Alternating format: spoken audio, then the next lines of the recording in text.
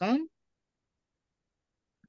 Yang terhormat Bapak Solahuddin Al-Ayyubi, SEI, MPD, Kepala SMP Insan Cendikia Magnet School, selaku narasumber kita pada hari ini tentang optimalisasi AI dalam pembelajaran berdiferensiasi. Yang terhormat Ibu Hartini, SP, SPD, MPD, selaku Ketua Forum MGMP SMP Kabupaten Bogor. Yang saya hormati Bapak dan Ibu pengurus Forum MGMP SMP Kabupaten Bogor, dan tak lupa yang saya hormati Bapak Ibu guru SMP se-Kabupaten Bogor. Alhamdulillah hari ini Selasa 10 Oktober 2023, angka cantik ini 10 bulan 10. Ya, Selasa 10 Oktober 2023 kita dapat berkumpul bersama dalam kegiatan MGMP Forum yang rutin dilaksanakan 1 bulan sekali tentang pelatihan praktik baik pembelajaran interaktif. Baiklah Bapak Ibu, untuk mengefektifkan waktu, marilah bersama-sama kita buka acara ini dengan membacakan basmalah bersama-sama. Bismillahirrahmanirrahim. Bismillahirrahmanirrahim. Baik Bapak Ibu, untuk teknis kegiatan hari ini nanti materi akan dipaparkan oleh Bapak Solahuddin Al-Ayyubi yang sangat luar biasa ini, yang alhamdulillah sudah berkenan hadir di tengah-tengah kita. Kemudian nanti Bapak Ibu bisa mengajukan pertanyaan via kolom chat ataupun dengan raise hand kepada Pak Solahuddin Al-Ayyubi. Baiklah Bapak Ibu, untuk mengefektifkan waktu, marilah bersama-sama kita dengarkan materi dari Bapak Solahuddin Al-Ayyubi, SEI MPD. Beliau adalah kepala sekolah dari SMP Cendikia, Insan Cendikia Magnet School. Materi yang akan beliau sampaikan adalah optimalisasi AI dalam pembelajaran berdiferensiasi. Kepada yang terhormat Bapak Solahuddin Al-Ayyubi, saya persilahkan. Terima kasih atas kesempatannya. Mohon izin share screen dulu. Siapa Pak?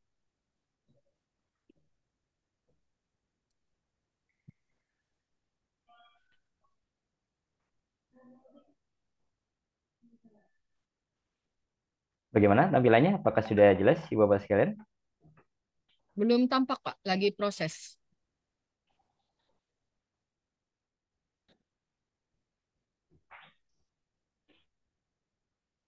Oke, sambil menunggu proses tampil. Bismillahirrahmanirrahim. Assalamualaikum warahmatullahi wabarakatuh. Alhamdulillah. Waalaikumsalam warahmatullahi wabarakatuh. Ya, alhamdulillah Ibu Bapak sekalian, pada kesempatan kali ini kita bisa bersama-sama berkumpul dan juga melakukan sesi tolabul ilm, berbagi dan juga saling menginspirasi. Semoga apa yang kita lakukan atau yang kita ikhtiarkan pada siang hari ini benar-benar mendapatkan ridha Allah Subhanahu wa taala, acaranya juga lancar, ilmunya insya Allah berkah gitu. Baik Ibu Bapak sekalian, materi yang akan sama-sama kita diskusikan pada saat ini adalah materi tentang artificial intelligence.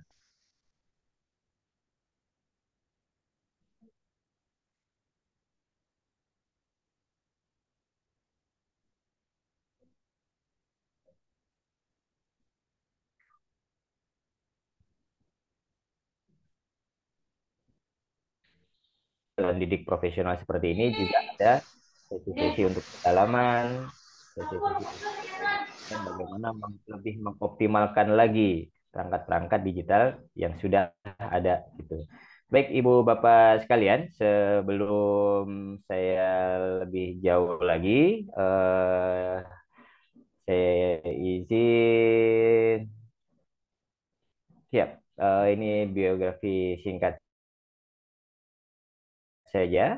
Jadi alhamdulillah untuk tahun ini saya baru berkesempatan ini beralih tugas menjadi kepala sekolah di SMP San Cendikia Magnet School dan juga menjadi pengurus MGMP di Bogor Selatan, guru penggerak angkatan 1 bersama Ibu Hartini gitu. Hanya saja kemudian akhirnya berbeda haluan dengan Bu Hartini ya. Kalau Bu Hartini kemudian lanjut menjadi asesor, saya lebih memilih untuk kemudian menjadi pengajar praktek di PGP angkatan 7 kemarin. Tapi akhirnya ketemu lagi dengan Bu Hartini nih, menjadi narasumber berbagi praktek baik IKM angkatan 3 kemarin, walaupun ya Ibu Bapak sekalian, sekarang peluang untuk bisa menjadi narasumber berbagi praktek baik sangat terbuka ya. Kalau dulu melalui seleksi, melalui tahapan-tahapan pendidikan. Nah, sekarang Ibu Bapak sekalian semuanya punya peluang yang sama untuk bisa menjadi narasumber berbagi praktek baik di PMM seperti itu. Untuk beberapa sertifikasi yang bisa saya tampilkan, diantaranya Alhamdulillah mendapat kesempatan selama pandemi kemarin ikut rombongan teman-teman yang ikut Google Master Trainer, sehingga akhirnya bisa mendapatkan sertifikat trainernya. Terus kemudian juga di AR-nya, augmented reality-nya juga menjadi trainer.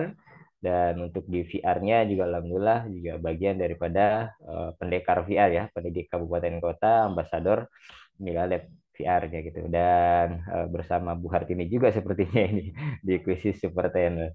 Jadi pada intinya kalau selama masih dalam satu frekuensi yang sama, nggak jauh-jauh, dimanapun pasti akan ketemu lagi gitu.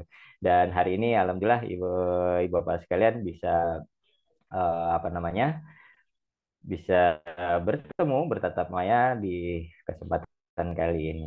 Baik, ibu bapak sekalian, untuk sesi kita pada siang hari ini, diantaranya agendanya adalah agenda kita pada siang hari ini adalah yang pertama kita akan mendiskusikan terlebih dahulu pembelajaran berdiferensiasi karena saya yakin ini sudah di sama-sama kita perdalam, kita kuasai pada tahun-tahun kemarin. Nah, hari-hari ini kita sedikit mengulas saja tentang pembelajaran berdiferensiasinya. Titik fokusnya nanti akan lebih ke bagaimana selain pengenalan AI dan juga bagaimana penerapan AI dalam pembelajarannya. Syukur-syukur nanti juga kita masih bisa berkesempatan untuk sedikit melakukan simulasi pemanfaatan AI dalam pembelajaran. Itu agenda kita pada siang hari ini. Nah, oke. Untuk selanjutnya saya ajak Bapak sekalian melakukan kegiatan interaktif ya. Mari kita sama-sama berdiskusi tentang pembelajaran berdiferensiasi. Di sini saya sudah punya link kuisis, tapi tidak usah repot-repot Ibu Bapak sekalian untuk apa namanya menjadi peserta kuisnya. Kita jawab bersama-sama saja. Kita diskusikan, yang bisa menjawab boleh langsung open mic atau yang berhalangan cukup ketik di kolom chat juga boleh. Seperti itu ya. Kita sama-sama coba mereview tentang materi pembelajaran berdiferensiasi ya. Kalau dalam kurikulum Merdeka, ibarat kata ini asesmen diagnostiknya dulu lah. Sama-sama mendiagnosis ya.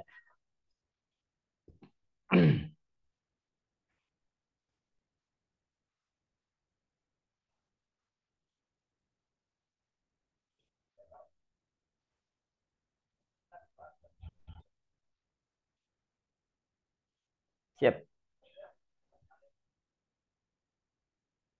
Siap saja suaranya.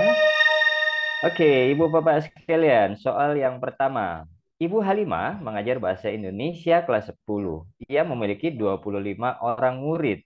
Salah satu kompetisi dasar yang harus dicapai oleh murid-muridnya adalah menceritakan kembali isi teks narasi yang didengar dan dibaca secara lisan, tulis, dan visual. Sebagai penilaian sumatif, murid-murid diminta untuk membuat sebuah pertunjukan, yaitu mereka harus menceritakan kembali sebuah cerita narasi. Nah, setelah siswa ditugaskan membaca cerita narasi yang telah ditentukan, Bu Halimah lalu memberikan pilihan. Apakah murid ingin bekerja dalam kelompok atau secara individual? Bu Halimah kemudian membiarkan mereka memilih bentuk penyajian yang mereka inginkan. Apakah puisi, drama, lagu, dan lain-lain. Ibu Halimah kemudian berdiskusi dengan murid untuk merancang rubrik penilaiannya. Semua aspek yang diharapkan dapat dikuasai dan ditunjukkan oleh murid sesuai kompetisi dasarnya dijadikan kriteria dalam rubriknya tersebut. Ibu Halimah juga menetapkan batas waktu untuk penyelesaian tugas ini.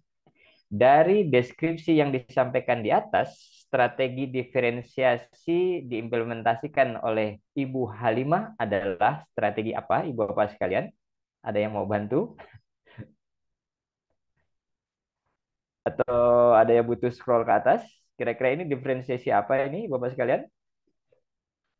Ya, silakan Bapak Ibu bisa menjawabnya via kolom chat ataupun raise hand. Jadi di sana ada yang kerja kelompok ya Pak, ada pilihan apa kerja kelompok atau individu gitu ya. Ya. Di penyajiannya mereka bisa puisi, drama, lagu dan lain-lainnya, Nah kemudian itu penyajiannya. Heeh. penilaiannya. Nah, kira-kira diferensi apa ini Bapak sekalian? Kalau dalam pembelajaran berdiferensiasi, untuk mereview kembali pembelajaran diferensi ada konten, proses, dan produk. Halo, Halo Bapak Ibu, atau apakah masih pada mengajar ada kali ya Pak ya? yang siap sambil mengajar ya? Oke, sambil Iya, mengajar.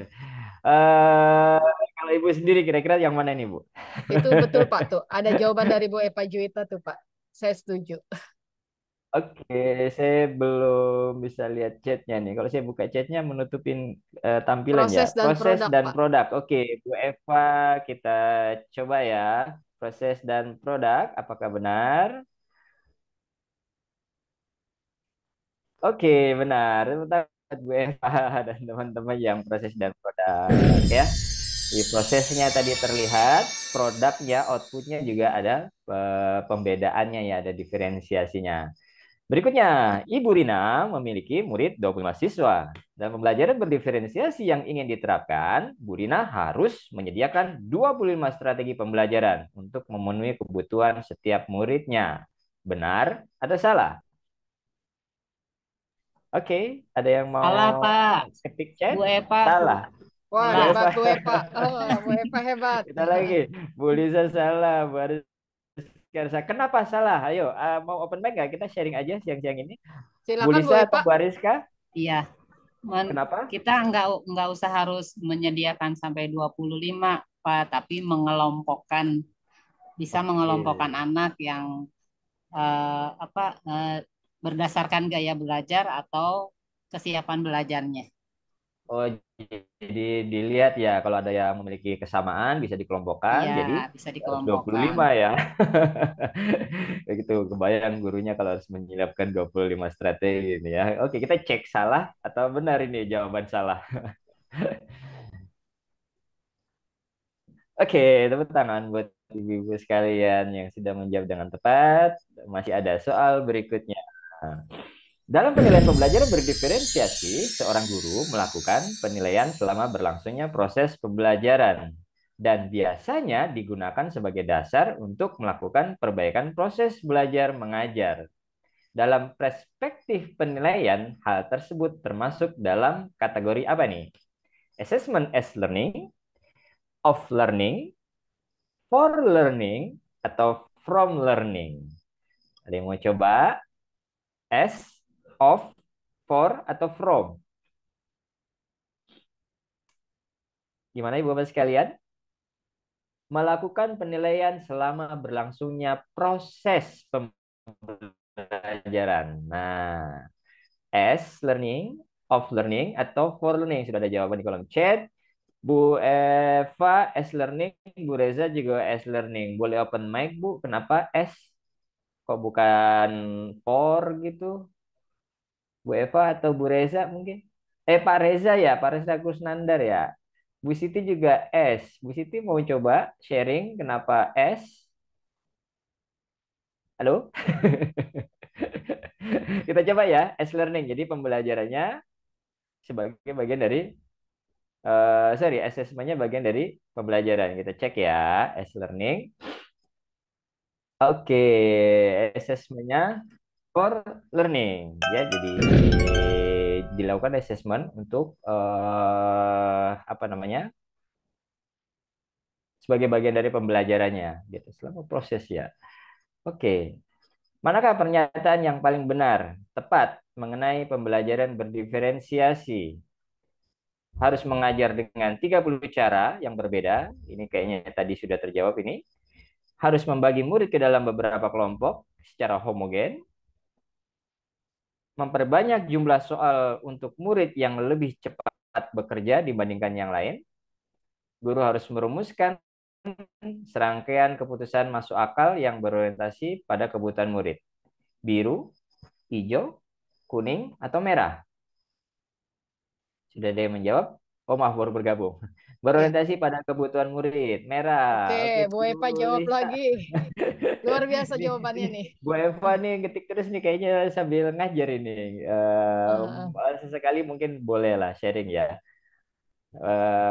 Kata kuncinya di sini berorientasi pada kebutuhan murid ya. Jadi kita cek apakah jawabannya benar. Pemilihan berdemonstrasi, kata kuncinya adalah berorientasi kepada kebutuhan murid. Oke, Oke, tepat ya benar. jawabannya ya. Jadi harus menjadi prioritas kebutuhan muridnya. Makanya harus difasilitasi sesuai dengan kebutuhan masing-masing murid. Soal berikutnya. Silakan dianalisa. Pak Lulus mengerjakan materi tentang interaksi sosial. Dalam proses pembelajarannya, Pak Lulus menyediakan daftar materi berkaitan dengan interaksi sosial.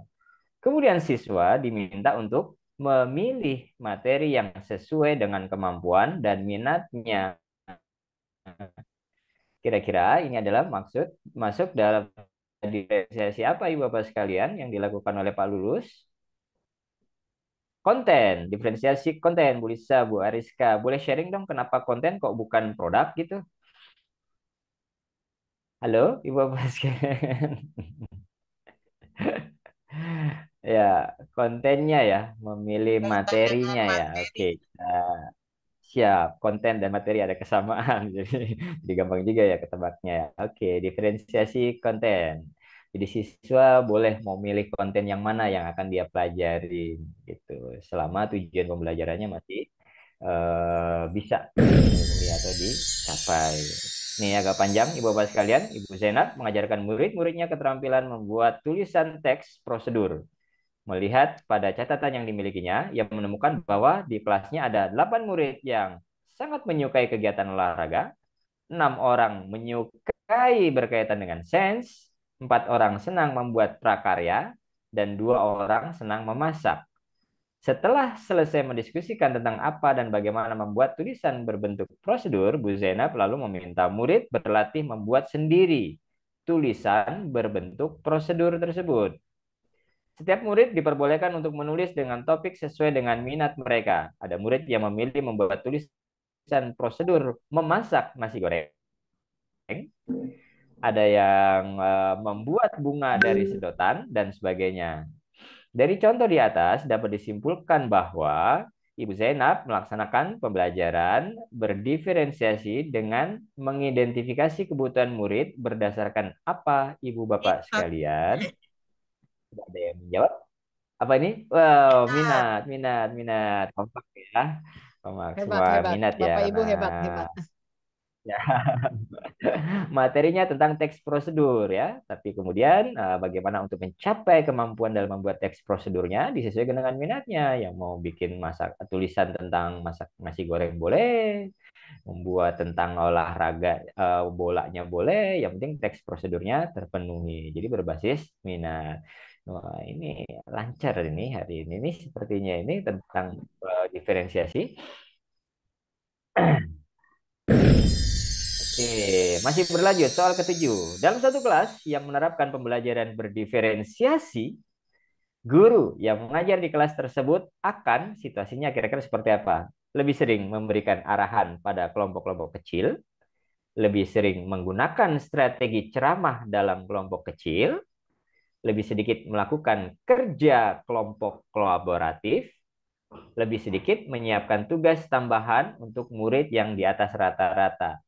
Biru, hijau, kuning, atau merah? Sudah ada yang menjawab? Oh, belum. Kira-kira apa ini, Bapak sekalian? Biru, hijau, kuning, atau merah? Situasi dalam pembelajaran diferensiasi itu kecenderungannya guru itu nantinya akan seperti apa, Ibu Bapak sekalian? Biru, hijau, kuning, atau merah? Sudah ada yang menjawab ini? Kuning, Afuku dan Nabira, Bapak atau Ibu ini. Saya mohon maaf kalau salah ini. Boleh sharing dong, kenapa kuning? Guru yang mengajar di kelas akan lebih sedikit melakukan kerja kelompok kolaboratif. Boleh dielaborasi kenapa menjawab kuning, Bapak atau Ibu? Ini seperti soal dalam Oh, ini ya, Pak biru ya, nih. post test. CGP ya. ya. Ya, kurang lebih seperti itu. Tapi banyak yang Ah, biru nih. iya, Atau tim biru mau Arahan. menyampaikan argumennya kenapa biru kok tidak kuning gitu? kayaknya Pak Reja tuh Pak. Tadi Bu Pak Reja Eva udah. boleh langsung Pak open Reja, mic saja, nggak apa-apa. Saya agak kesulitan kalau ngelihat satu-satu nih, nanti layarnya jadi ketutup soalnya. bagaimana Pak Monggo, Reza? yang mau sharing kenapa biru bukan kuning? Atau bisa jadi merah? Ya, jadi Bapak sekalian dalam pembelajaran berdiferensiasi, arahnya itu nantinya adalah pembelajaran secara kelompok ya. Kelompoknya pun bukan yang homogen, tapi kelompok yang majemuk, heterogen, seperti itu. Nah, dalam kelompok-kelompok kecil itulah nanti gurunya akan memberikan Arahan. arahan sesuai dengan kebutuhan kelompok. Jadi yang Biru menjawab ya. biru ya kurang lebih tepat itu ya. Jadi justru kolaboratif di sini dikuatkan Perlu ya. dalam pembelajaran berdiferensiasi gitu ya. Kelompok-kelompok kecil. Oke, biru. Apa masih ada dua soal? Tiga soal lagi ya. Kita percepat kayaknya ini. Oke, pembelajaran berdiferensiasi mengkategorikan kebutuhan murid berdasarkan tiga aspek, yaitu aspek apa saja ini? Profil bakat dan minat, potensi minat dan kemampuan, kesiapan belajar, minat dan hambatan belajar, kesiapan belajar, minat dan profil belajar murid. Biru, hijau, kuning, atau merah? Oh, sepertinya sudah ada yang menjawab ini. Biru, Bu Lisa, Biru. Bu Merah Ariska. Pak. Oh, Bu ada yang Lisa merah. merah. Bu Lisa kenapa boleh merah atau tim biru mau kenapa biru? Yang merah atau yang biru boleh? Wah, jawabannya udah hebat-hebat nih. Hmm. Ya, kategori dalam kebutuhan kategori murid berdasarkan tiga aspek ya.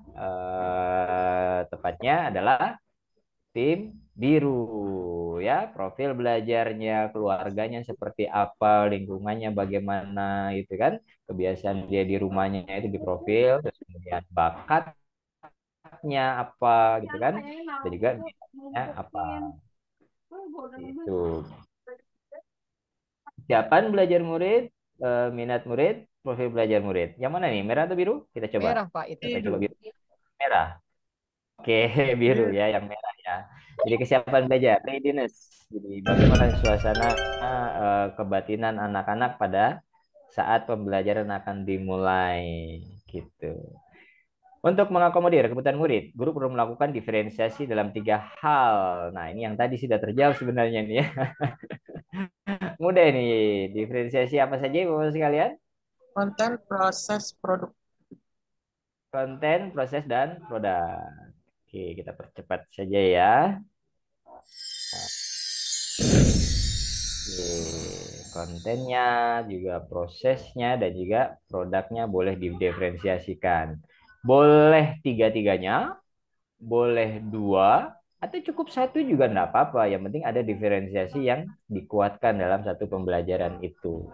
Itu ya, Ibu Bapak sekalian ya. Jadi jangan sampai kemudian terbebanin mau bikin ketiga-tiganya gitu kan. Ketiga diferensiasinya diterapkan semuanya dalam pembelajaran. Kalau bisa boleh. Tapi kalau nggak bisa, satu aja juga nggak apa-apa. Ya, kita berproses. Dalam satu kelas yang menerapkan pembelajaran berdiferensiasi, murid-murid di kelas akan lebih sedikit kerja kolaboratif, lebih sedikit menerima instruksi yang diberikan guru dalam kelompok kecil, lebih sedikit menerima manfaat instruksi yang diberikan dalam kelompok kecil, lebih sedikit menerima instruksi yang diberikan guru secara langsung dalam kelompok besar. Biru, hijau, kuning, atau merah ini? Hijau. Hijau. Oke, hijau kita simpan dulu ya. Hijau. Atau mau sharing, Bu? Kenapa hijau? Lebih sedikit menerima instruksi yang diberikan guru dalam kelompok kecil. Kita Anak diberi kebebasan ya Pak untuk berdiskusi dalam kelompok-kelompok kecilnya. Guru oke, hanya diberi ya hanya kebebasan untuk mengarahkan. diskusi. Siap. Oke, kita coba cek ya, Ibu ya. Hijau. Oke. Adanya di sini, Ibu. Yang yang merah. Jadi kelompok besar, nantinya itu interaksi guru dengan murid di kelompok besar akan lebih sedikit karena lebih Kelompok sering untuk besar ya. kemudian berdiskusinya di kelompok-kelompok kecil. Jadi langsung directly di Kebalikan dari pertanyaan sesuai yang sebelumnya ya kebutuhannya Pak ya. sesuai Balikan ya, Pak. pilihan. Betul, tadi sudah terjawab sudah. Ya ada berapa yang salah kita ya? 3 ya. Kita coba deh. Tapi kayaknya cukup lah ya biar waktunya ini ini buat pengantar. Setidaknya semoga pemahaman kita tentang pembelajaran yang jauh ya. Alhamdulillah tadi dari interaksi Bapak sekalian juga eh, sudah apa namanya memiliki modal untuk bisa menerapkan pembelajaran berdiferensiasi. Tinggal bagaimana kemudian sebentar, saya sepertinya lepas ini dari sesi presentasinya.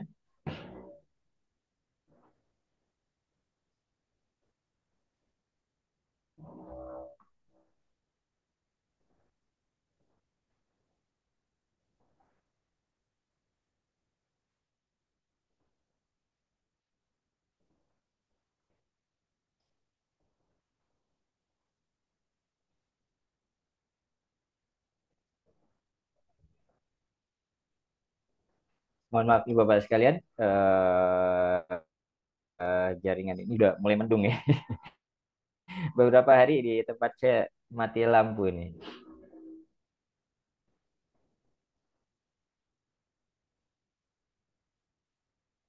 Saya izin stop share screen dulu.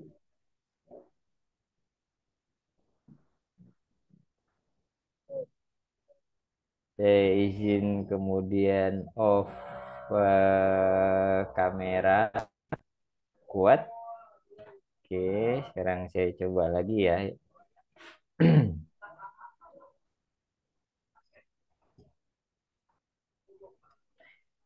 Baik, Ibu Bapak sekalian, di layar apakah sudah tampil ada industri 4.0 dan juga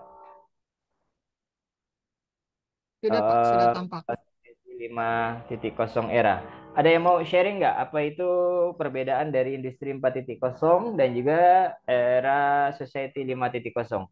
Ada yang mau bantu? Halo, Ibu Bapak sekalian. Kalau mau boleh langsung open mic.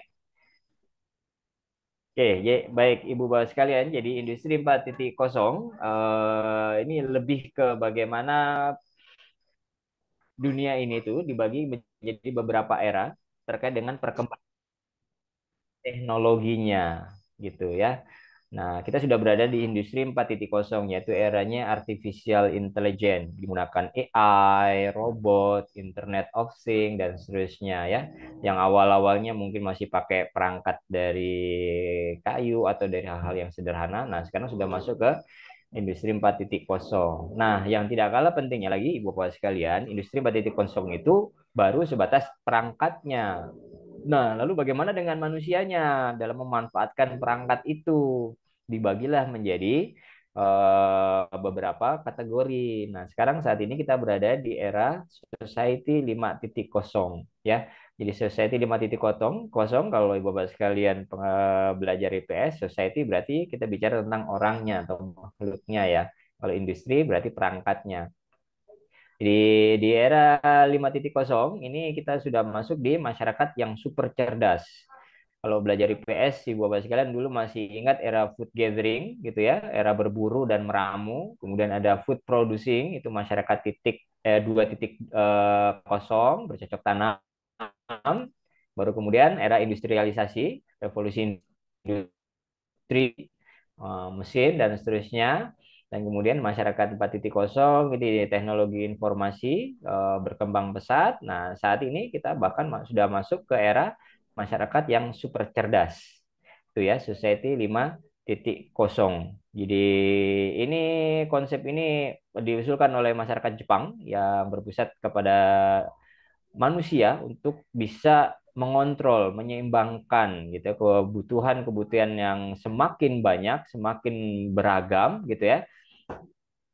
Di kemajuan ekonomi tadi itu bagaimana dalam memenuhi kebutuhan itu mereka harus bisa melakukan penyeimbangan gitu. Sehingga tidak salah dalam menerapkan ataupun dalam memanfaatkan perangkat digital yang sudah ada atau perangkat-perangkat teknologi yang sudah berkembang gitu.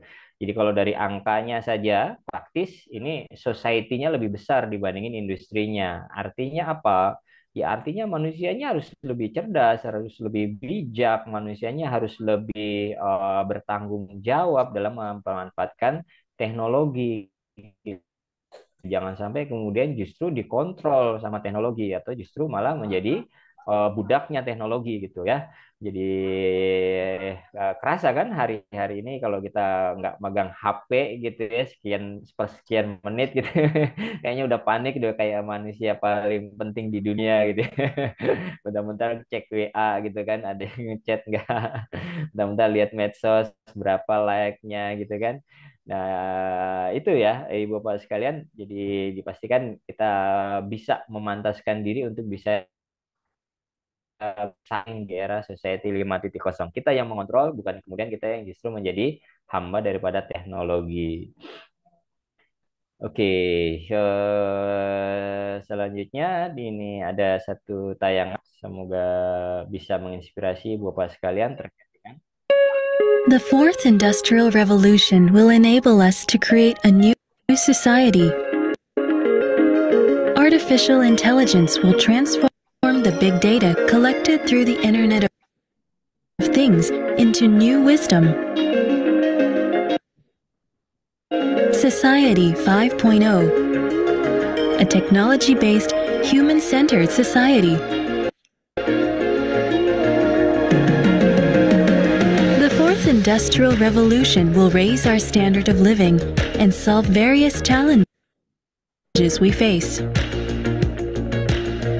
It will, for example, free us from the stress of driving, allowing us to safely visit anyone, anytime. We will have access to the latest medical advancements at a low cost, no matter where we are. AI and robots will enhance human ability and expand our infinite possibilities, helping us enjoy more fulfilling lives. Society 5.0, for the betterment of human lives.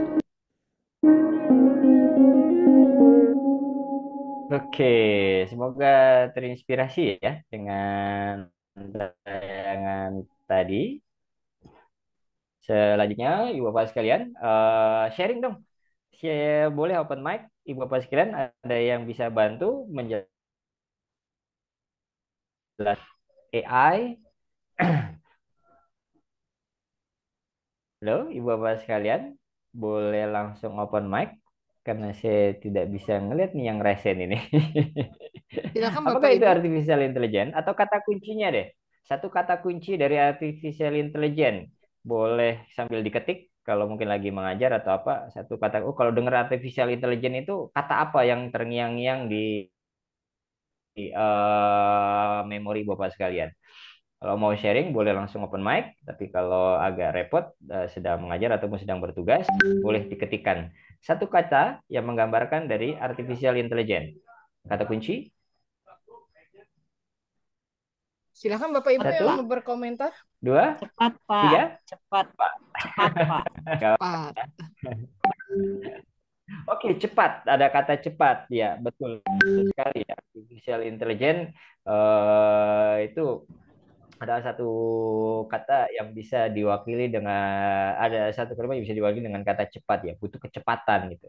Jadi kalau boleh saya sedikit apa namanya, sedikit memberikan arah gitu ya. Jadi AI itu kata kuncinya lebih ke tiruan atau tiruan apa ini? Tiruan kecerdasan manusia.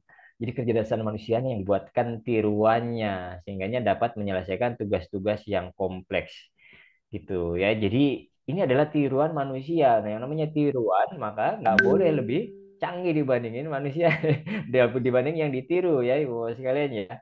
Jadi kalau saat ini kita mungkin ketinggalan sama AI, maka yuk sama-sama deh kita belajar, kita sama upgrade untuk kemudian bisa menguasai AI ini.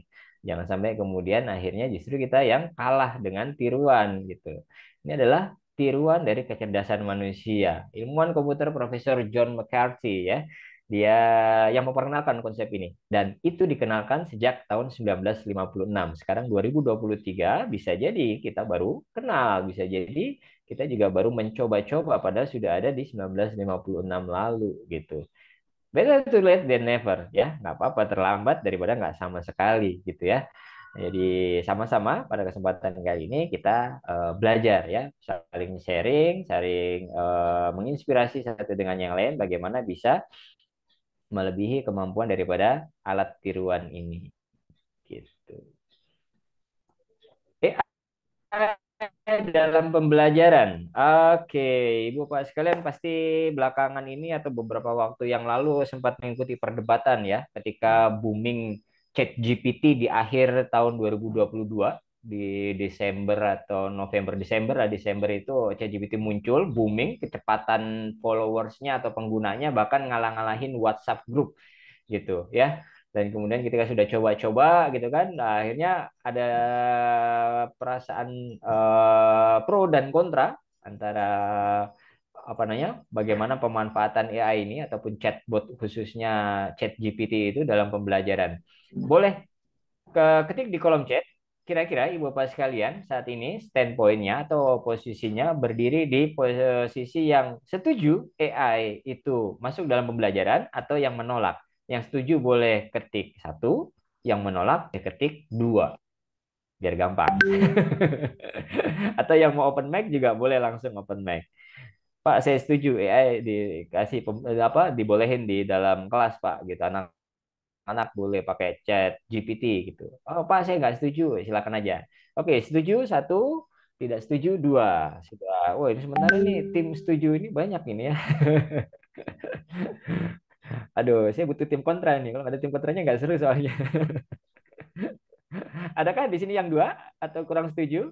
Chatbot, semisal chat GPT itu dibolehin diakses oleh anak-anak dalam pembelajaran. Oke, ini yang apa namanya interaktif rata-rata setuju ya, poin 1. Boleh dong salah satu ada yang mau sharing kenapa setuju gitu? Apa nggak takut nanti anak-anak pada nyontek gitu? Halo, Ibu Bapak sekalian, matematikanya jadi mudah loh tuh. Pak Afuku atau Ibu ini, boleh sharing dong. Terlalu mudah mencari jawaban katanya. Gimana dong? Ada yang mau bisa menjawab, Ibu Bapak sekalian? Kenapa 1 dan kenapa 2? Terlalu mudah mencari jawaban ini. Yang jawabnya 1-1 nggak ada yang pingin berargumen agar yang milih 2 ini jadi paham gitu atau jadi ikut beralih jadi 1 gitu. Atau jangan-jangan setelah dengar argumen yang jawab 2 ini jadi berubah dari 1 menjadi 2. Silakan Ibu Bapak sekalian, feel free kita diskusi saja mumpung ini suasananya suasana masih diskursus ya. Jangan sampai kemudian ini akhirnya menjadi satu kebijakan yang akhirnya ternyata merugikan murid gitu loh. Kalau masih dalam diskursus kita manfaatkan sebaik-baiknya untuk berargu argumentasi. Tidak berbayar sih ya Pak, cari referensi yang gratisan, saya ikut jawab 1 lah. Jadi berubah ini. Oke oke ya, kita simpan dulu mayoritas 1 lah ya berarti ya. Kalau 1 jadi ringan ini buat saya ini. Nah kalau ada yang 2 jadinya saya harus menyiapkan argumen seperti itu. Ya, baik AI dalam pembelajaran nih Bapak sekalian luangnya gitu. Jadi AI peningkatan digitalisasi membuka peluang baru loh dalam pelajaran. Jadi tidak hanya untuk aspek-aspek yang lain dalam dunia pendidikan pun AI itu juga bisa kita optimalkan menjadi satu potensi karena kita bisa menghasilkan pembelajaran menjadi apa? Personalisasi kurikulum. Kita bisa ngelola sendiri, ngerancang sendiri gitu. Dibantu oleh AI. Interaksi pembelajaran berbasisnya itu percakapan, ada diskusi di situ, ada sharing di situ, ya. Jadi ketika nggak ada guru, murid bisa tetap melakukan sharing dengan apa? Ya dengan AI, gitu. Ketika terjadi konflik, debat di antara kedua belah pihak, nah, mereka bisa berdiskusi, nyari opsi lain, nyari pendapat atau argumen lain dengan memanfaatkan apa? Memanfaatkan AI. Dan yang tiga kalah pentingnya lagi adalah otomatisasi tugas-tugas administratif. Nah, ini nih Bapak sekalian ini ya. Hari-hari ini banyak juga percakapan ini ganti kurikulum menjadi kurikulum merdeka, ternyata administratifnya masih aja bejibun, katanya sederhana gitu. Biar nggak berat, biar tidak apa namanya menjadi beban, menghabiskan energi Bapak sekalian dalam menyiapkan administrasi yang kompleks. Tujuannya bagus, tapi kalau kemudian kita tidak bisa menggunakan resource yang ada, pasti kita akan terbebani, habis waktunya buat penyiapan administratif. Yang itu menjadi kritikan dunia pendidikan kita belakangan ini kan, guru capek ngurusin administrasi, anak-anak malah nggak keurus gitu. Oke, gitu ya, biar punya waktu untuk bisa concern kepada anak didiknya, guru harus dibantu tugas-tugas administratifnya dengan memanfaatkan apa? Memanfaatkan AI seperti itu. Jadi tidak hanya murid saja, guru juga bisa. Kita analisa bersama-sama ya peluang daripada AI. Jadi ini ada jurnal di tahun 2020 lalu tentang the impact of artificial intelligence in education, a systemic review ya. John Doe dan sama James Smith menyatakan bahwasanya penggunaan AI dalam pembelajaran itu dapat meningkatkan kualitas pembelajaran dan juga efisiensi pembelajaran. Gitu. Personalisasi kurikulum. Jadi kurikulum merdeka itu basisnya bukan lagi konten, tapi basisnya pada kebutuhan real, itu kontekstual. Itu biar mudah, biar makin berkembang, data-datanya juga apa namanya mendukung, inspirasinya juga atau inovasinya juga semakin beragam. Kameranya kan memanfaatkan AI. Dan yang tidak kalah pentingnya adalah ini mengasah anak untuk berkomunikasi, ada interaktif bagi siswa. Ya, jadi seperti yang kita khawatirkan ketika anak habis waktunya dengan main game gitu. Ada interaksi dia dengan game di situ. Sayang kalau tidak ada unsur pendidikannya di dalamnya kan.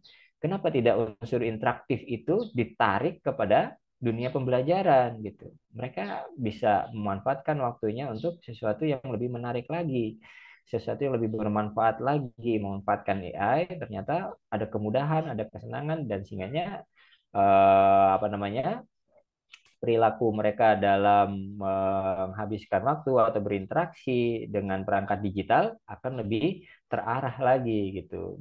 Ya, walaupun masih ada tantangan teknis ya dan etika yang perlu diatasi. Manfaat AI dalam pendidikan tidak dapat diabaikan. Ini baru satu jurnal. Saya boleh share satu jurnal yang lainnya. Nah, ini the application of artificial intelligence in prompting critical thinking skill and college student. Ini of college student ya. Ini untuk studi kasusnya ini untuk anak-anak mahasiswa. Lee dan Wang ya. Di membahas tentang penggunaan AI dalam memfasilitasi keterampilan berpikir kritis. Loh, kok bisa sih? Tadi ada pernyataan bahwasanya anak-anak terlalu mudah mendapat jawabannya. Duh, kritisnya di mana gitu? Kok ini malah naik kritisnya? Nanti kita diskusikan ya. Memberikan akses ke sumber daya informasi yang kaya. Nah, ini yang akhirnya membuat berubah ya. Karena gratisan itu bisa dapat akses informasi dari dua berubah menjadi satu tadi. Ya bolehlah ya. Analisa data yang akurat ya, akurat ini juga tetap harus divalidasi ya akurasinya, nanti kita diskusikan. Dan alat evaluasi yang otomatis mempermudah kita sebagai guru untuk apa namanya mengefektifkan tugas-tugas administrasi khususnya penilaian ya. Jadi Ibu Bapak sekalian, jadi ada keuntungan setidaknya yaitu personalisasi pembelajaran, pengalaman interaktif dan peningkatan efisiensi. Jadi dengan mengembangkan materi pembelajaran yang disesuaikan kebutuhan siswa, diferensiasinya tadi ya, berarti kita bisa dong merancang pembelajaran berdiferensiasi menggunakan AI. Sangat bisa gitu. Kita minta inspirasinya, kita minta bantuannya, kita minta buat skenarionya menggunakan AI seperti itu ya. Menganalisis dan mengevaluasi informasi. Jadi kita ada data, informasi tolong diolah gitu. Tapi tetap ya, nanti harus ada proses validasinya. Dan mengembangkan keterampilan berpikir kritis, keterampilan abad 21 ya. Jadi bukan lagi pendekatan hafalan, tapi pendekatan bagaimana anak itu melakukan analisis dan juga mereka bisa memahami konteks khususnya pada lingkup kehidupan di sekitarnya, di lingkungannya. Ini yang tidak kalah pentingnya, Ibu Bapak sekalian, konsep daripada kurikulum merdeka itu sendiri. Nah, dengan memanfaatkan AI, diharapkan konsep daripada kurikulum merdeka itu akan lebih mudah tercapai. Anak terangsang untuk melakukan analitis, terangsang untuk berpikir kritis, terangsang untuk berinovasi dengan dibantu oleh AI. Di pembelajaran akan lebih menantang lagi karena mereka nanti akan secara interaktif, secara mandiri mengembangkan ide-idenya gitu ya. Itu yang membuat mereka menjadi termotivasi untuk belajar lebih giat lagi.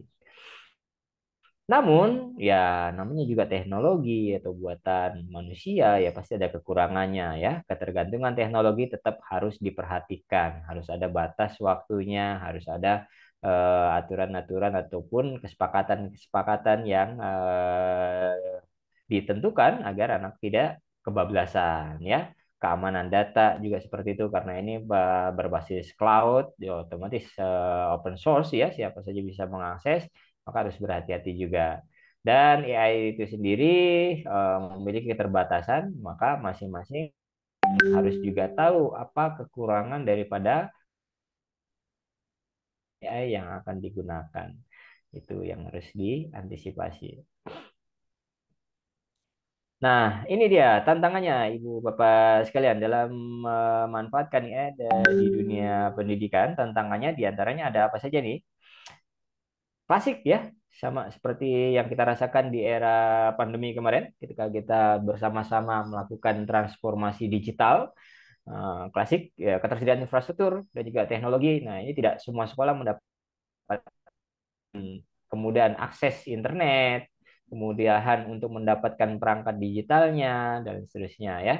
Keterampilan dan pelatihan guru ya. Ini yang kita upayakan hari ini adalah salah satu cara untuk menjawab tantangan itu. Jadi guru harus di-upgrade, guru harus lebih berkompeten dibandingin murid gitu.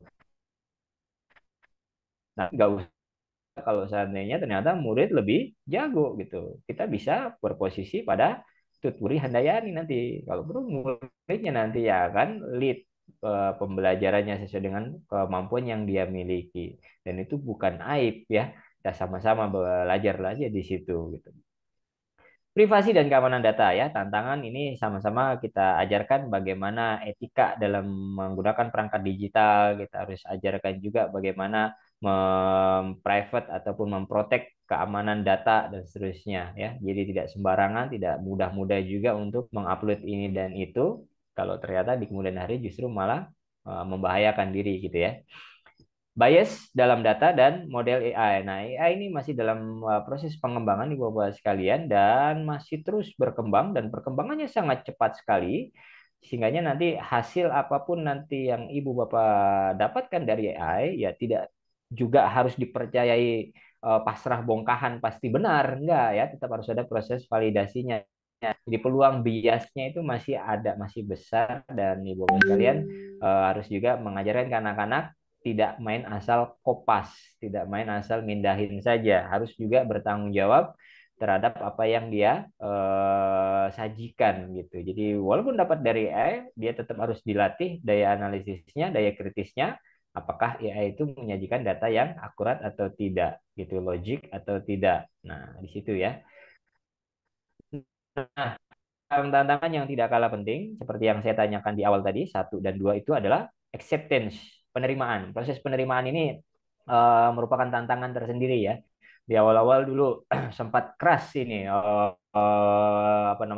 pro dan kontra pemanfaatan AI ataupun chatbot itu dalam pembelajaran gitu ya. Jadi banyak yang melarang atau banyak sekolah kampus melarang ChatGPT untuk digunakan gitu. Tapi seiring dengan berjalannya waktu acceptance-nya semakin meningkat gitu ya, dan ya alhamdulillah hari ini tadi saya cek walaupun tadi ada yang 2 akhirnya beralih menjadi 1 juga ya. Jadi kita yakinkan bahwasanya AI ini bisa kita terapkan dan juga bisa kita pertanggungjawabkan sebagai bagian daripada proses pembelajaran kepada siswa didik kita gitu. Ya, mengatasi tantangan tersebut kita harus berkolaborasi seperti yang kita lakukan saat ini, berkolaborasi bersama-sama, saling memahamkan. Kalau ada yang kurang tepat ya kita diskusikan gitu ya. Terus komitmen semua pihak dan potensi AI dalam meningkatkan pembelajaran dapat dirasakan secara efektif dan berkelanjutan. Kata kunci daripada transformasi digital adalah berkelanjutan. Jadi kalau Ibu Bapak sekalian selama pandemi kemarin itu gandrung dengan upgrading diri memanfaatkan perangkat digital, maka kalau saat ini sudah meninggalkan perangkat digital, proses transformasinya belum maksimal ya. Ya, transformasinya walaupun sudah pandemi sudah mereda gitu ya, anak-anak sudah kembali ke kelas, ke sekolah dan sebagainya, perangkat digitalnya atau kompetensi pemanfaatan perangkat digitalnya tetap diasah Ibu Bapak sekalian. Tetap di-upgrade biar kita tidak setback lagi, biar kita tidak mundur lagi. Sudah kepalang maju ya, jadi kalau bahasa peribahasanya ketika layar berkembang, pantang untuk surut kembali gitu ya, maju terus nggak apa-apa perangkat digitalnya. Hal yang kurang atau negatif dan sebagainya kita carikan solusinya. Biar apa? Kita on the track ya, berada di era society 5.0.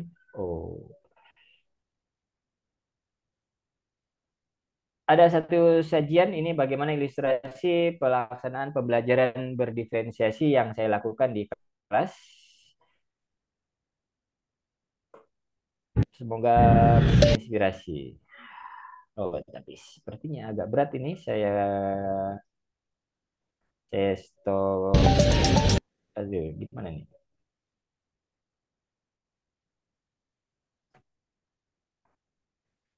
Coba saya share screen dulu. Saya tampilkan videonya.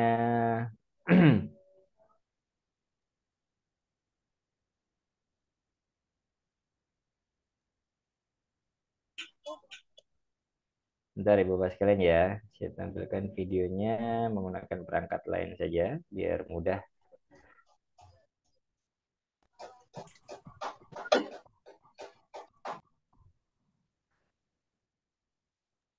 Oke.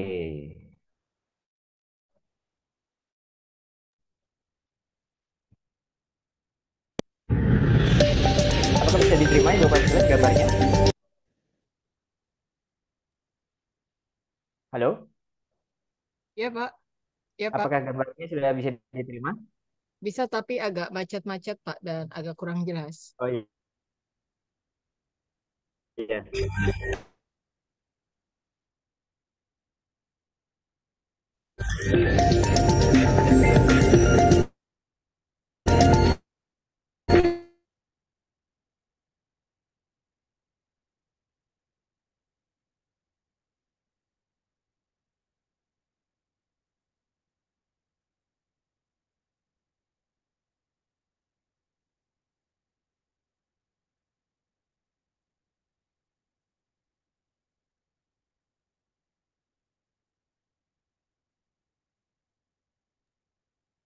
Tidak jalan, Pak, videonya.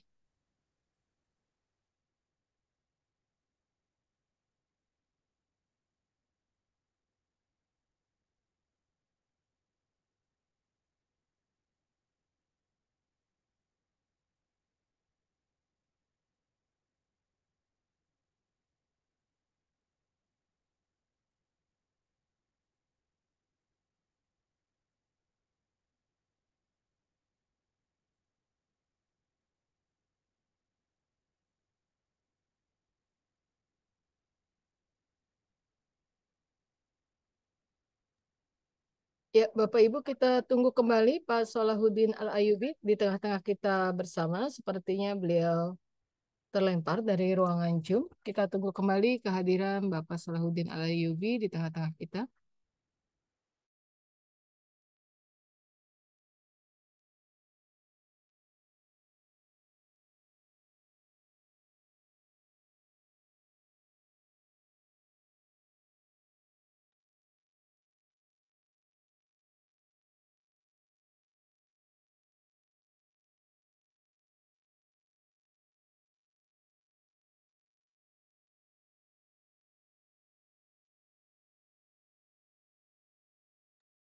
Bapak Ibu, saya izin sebentar untuk menghubungi Pak Sola agar kembali bergabung bersama di tengah-tengah kita.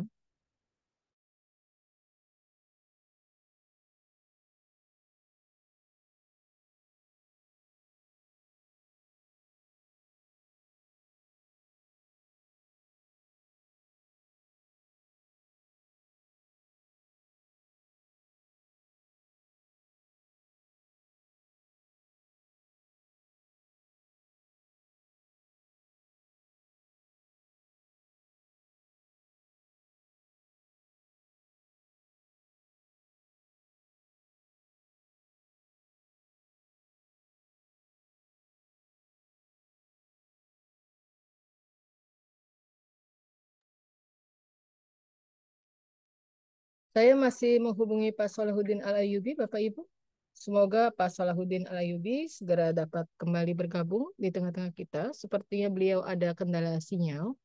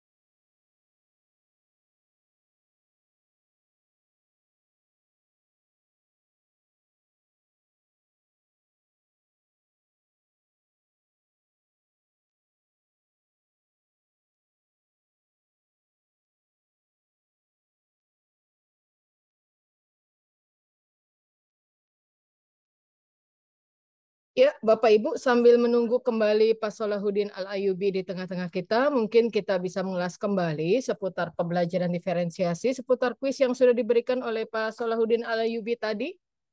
Tadi kita sudah mengenal ada 3 jenis diferensiasi. Diferensiasi apa saja, Bapak Ibu? Mungkin Bapak Ibu bisa berpendapat dengan raise hand. Silakan Bapak Ibu. Diferensiasi ada berapa jenis, Bapak Ibu? Diferensiasi konten, kemudian diferensiasi apa lagi Bapak Ibu? Proses dan produk. Oke, luar biasa. Benar Bapak Ibu. Jadi diferensiasi itu ada 3 jenis. Diferensiasi konten, proses, dan produk. Dalam pembelajaran diferensiasi, kita harus memberikan bimbingan lebih besar kepada kelompok kecil atau kelompok besar Bapak Ibu. Bagaimana Bapak Ibu berdasarkan tes tadi? Kelompok kecil. Iya, benar sekali, luar biasa. Jadi dalam sebuah pembelajaran diferensiasi, kita harus memberikan bimbingan lebih besar kepada kelompok kecil. Berbicara tentang pembelajaran diferensiasi, kita harus memenuhi 3 buah kebutuhan dalam diri murid. Apa saja sih kebutuhan belajar pada diri murid? Ada 3 Bapak Ibu? Ada yang mau berkomentar? 3 kebutuhan belajar pada murid yang insya Allah bisa kita penuhi dengan menggunakan strategi pembelajaran berdiferensiasi ini. Kebutuhan belajar murid, visual, kinestetik, bakat, minat. Oke, luar biasa. Jadi yang betul itu tadi yang bagian biru ya, bukan bagian merahnya. Jadi yang harus dipenuhi kesiapan belajar itu, yang harus dipenuhi dalam diferensiasi, pembelajaran diferensiasi itu ada 3.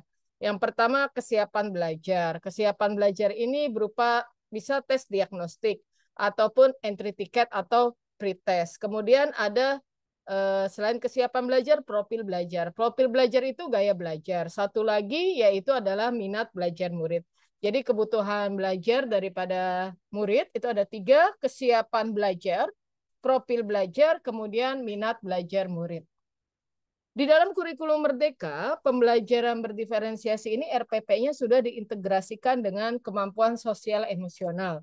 Nah, mungkin Bapak Ibu ada yang tahu kemampuan sosial emosional dalam kurikulum Merdeka apa saja ya Bapak Ibu? Ada yang mau berkomentar Bapak Ibu? Jadi di dalam kurikulum Merdeka ini kita disarankan membuat RPP adalah RPP yang berdiferensiasi, yang sudah terintegrasi dengan kemampuan sosial emosional. Wah, ada Bu Sri Maimanah nih, luar biasa nih. Halo Bu Sri Maimanah. Ya. Halo Ibu, Bu Rani. Iya. Saya nggak sadar kalau saya keluar ini. Oh iya iya. Oke Bapak Ibu, sudah kembali lagi dengan Pak Solahuddin Alayubi. Tadi cuma sekilas pertanyaan dari saya kepada Pak Solahuddin Alayubi. Saya kembalikan sesi milik Bapak. Saya persilakan dengan hormat. Mohon maaf, mohon maaf. Oke. Ya, tadi sampai pada tayangan video tadi ya. Betul sekali, Pak. Atau untuk tayangan videonya nanti boleh saya sharekan linknya saja deh, biar kita juga apa namanya efektif. Jadi kita bisa lanjut ke sebentar. Siapa? Saya belum bisa share screen ini. Boleh dibukakan akses, Bu? Karena tadi terpental ya. Oke, sebentar, Pak.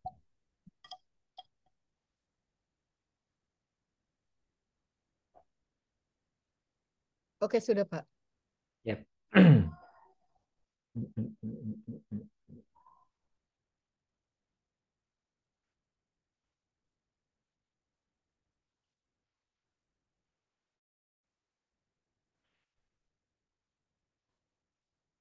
Baik, Ibu Bapak sekalian, kita lanjutkan saja ya. Jadi rentetan aksi menggunakan dalam pembelajaran. Jadi apa yang harus kita lakukan, apa yang kemudian harus kita siapkan agar pembelajaran berdiferensiasi dengan memanfaatkan AI itu lebih optimal ya.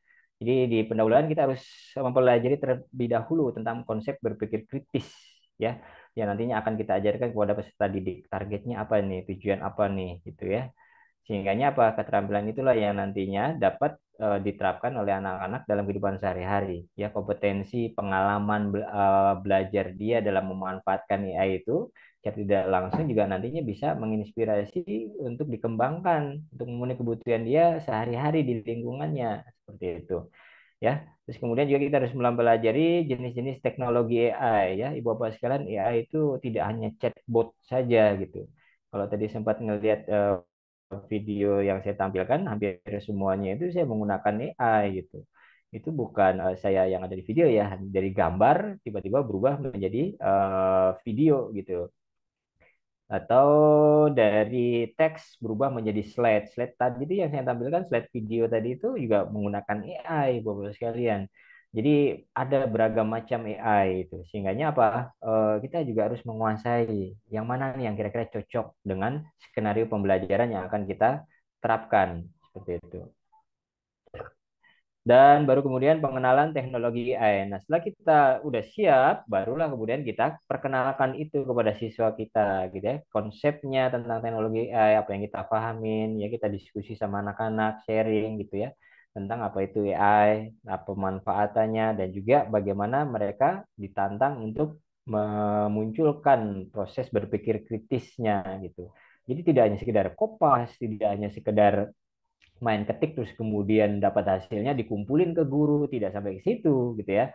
Jadi pendekatannya tidak hanya sekedar pendekatan mendapatkan nilai 70, 80, 90 lagi di kurikulum Merdeka, adalah pendekatan bagaimana mereka benar-benar mendapatkan pengalaman pembelajaran gitu. Yang itu nantinya bisa berguna bagi kehidupan dia sehari-hari gitu. Tidak hanya sekedar mengajar angka, tapi benar-benar dia mendapatkan value dari apa yang dia lakukan selama proses pembelajaran itu. Menjelaskan prinsip dasar penggunaan teknologi AI kepada peserta didik dan pemanfaatan AI dalam kehidupan sehari-hari. Nah, barulah kemudian kita membuat rancangan diferensiasinya gitu ya. di kita beri kebebasan kepada anak-anak. Kita buka saja ruangnya. Mereka mau menggunakan perangkat yang mana, mau mempelajari materi tentang apa. Silahkan gunakan perangkat digital yang ada seterusnya gitu. Jadi diferensiasinya nanti akan bisa jadi diferensiasi konten karena mereka nanti akan cenderung kepada konten tertentu yang akan dia kembangkan, dia analisis, dia inovasikan menjadi satu proyek tertentu gitu ya, atau diferensiasinya juga dalam bentuk diferensiasi proses gitu. Prosesnya berbeda-beda gitu. Ada yang menggunakan ChatGPT atau kayak tadi ada yang masih menggunakan cara manual juga nggak apa-apa prosesnya gitu. Jadi tidak harus semuanya kita paksa untuk berubah gitu ya. Berubahnya secara evolusi aja pelan-pelan. Yang sudah mulai tertarik, merasakan enak, merasakan nyaman, ya silakan dilanjut gitu kan. Bagi yang belum membuka diri terhadap perkembangan AI juga nggak usah dipaksa gitu. Tetap kita beri mereka ruang kebebasan ya, diferensiasinya biar tetap terjaga. Atau diferensiasi produk gitu ya. Diferensiasi produk sangat terbuka sekali gitu dengan memanfaatkan AI gitu. Mereka akan lebih cepat menyelesaikan tugas-tugasnya kan. Tinggal bagaimana tantangan berikutnya. Tantangannya adalah mampu tidak mengomunikasikan karya yang sudah mereka buat itu, mampu tidak mengomunikasikan informasi yang sudah mereka rancang tadi itu menjadi satu sajian yang inovatif, sajian yang menyelesaikan masalah, menjadi problem solver gitu. Nah, ini intinya kan seperti itu sih kurikulum Merdeka. Jadi proyek-proyek itu kan diarahkan untuk proyek-proyek yang inovatif, proyek-proyek yang bisa menyelesaikan kebutuhan di sekitarnya atau permasalahan di sekitarnya gitu. Nah, yang tidak kalah penting Bapak sekalian dalam setiap pembelajaran juga apa namanya ditekankan bahwasanya siswa harus memahami keterbatasan AI ya. Jadi bias ataupun penyusunan argumen dipastikan itu berdasarkan citasi ataupun juga rujukan-rujukan yang kredibel. Kalau perlu diminta konfirmasi langsung sama AI-nya itu. Ini benar nggak nih rujukannya gitu. Nah, biasanya dia nanti akan ngaku kalau dia ngarang kok. Jadi ya kalau ngarang itu ditanya itu ngaku dia gitu. Oh bener ini bikin apa namanya bikin rujukannya dari sini gitu kan. Oh enggak saya punya keterbatasan gitu. Bla bla bla ya walaupun bahasanya nggak ngarang gitu ya enggak ya tapi oh ya kamu ngarang nih berarti ini gitu. Jadi tetap ada proses validasi. Ini biar apa hasil ataupun karya yang dihasilkan oleh siswa itu benar-benar valid dan benar-benar bisa dipertanggungjawabkan.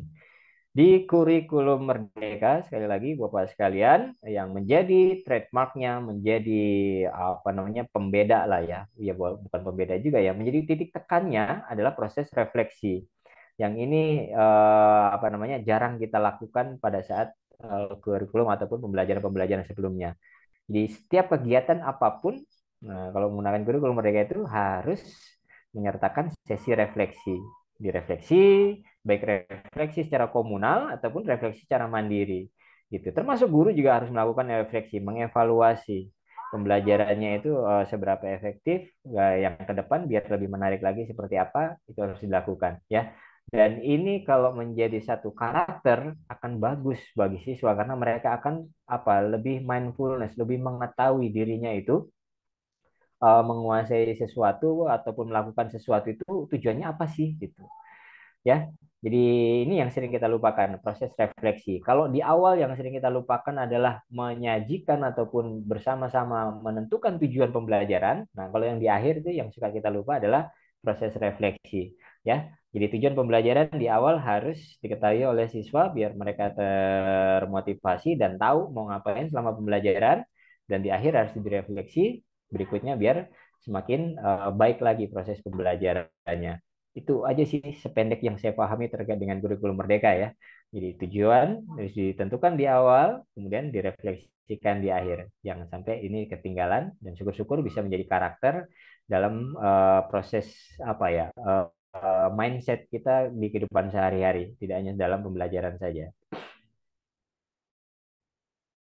AI tools, ada yang mau bantu saya selama ini menggunakan AI itu menggunakan platform apa saja? Boleh ketik di kolom chat atau mau open mic juga boleh. Ibu bapak sekalian, AI tools apa yang biasa digunakan sehari-hari? Nah, saya penasaran nih Pak. Halo? Tadi Bapak videonya itu menggunakan aplikasi apa ya yang video yang mau di-share? Video yang video yang bagian mana nih? Yang Yang bagian tadi saya terputus. bicara atau video tentang slide-nya? Video yang terakhir tadi yang terputus.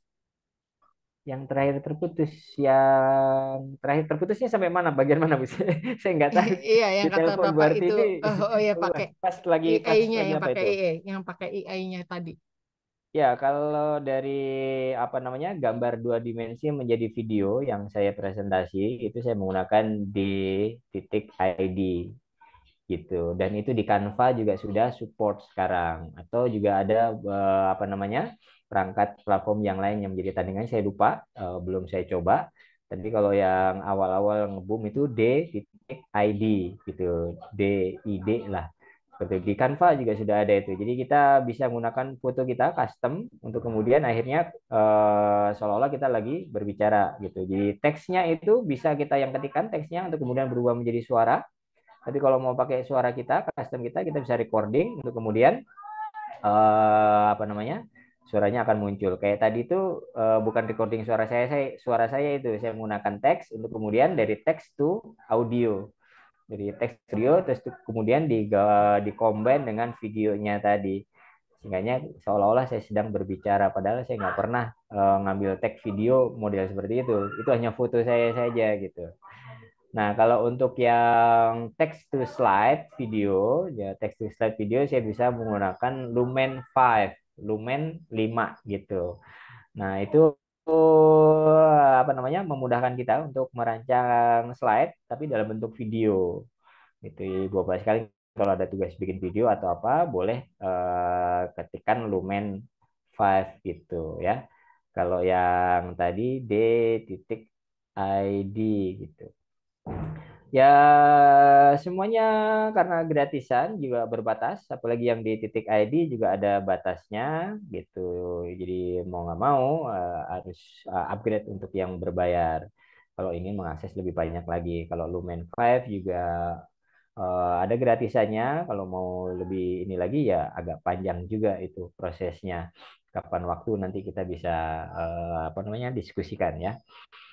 Jadi Bapak sekalian, varian AI tools itu ternyata ya tidak hanya Chat GPT saja, ya.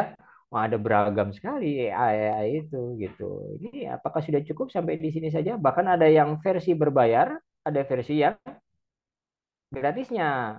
Ini kayak ini pembuat foto nih, Adobe Firefly versi V-nya. Kalau yang Midjourney-nya yang berbayar. Kualitasnya ya bisa ada apa namanya ada harga ada barang lah gitu ya. Yang pasti yang berbayar juga lebih bagus. Tapi nggak kalah jauh kok. Jadi ini karena perkembangannya sangat cepat sekali, kita sebagai konsumen mendapatkan keuntungan, Bapak sekalian. Mendapatkan keuntungan untuk apa? Bisa milih yang mana aja, biarkan mereka berantem. Kita yang kemudian nungguin mana yang paling bagus, mana yang paling gratis gitu ya.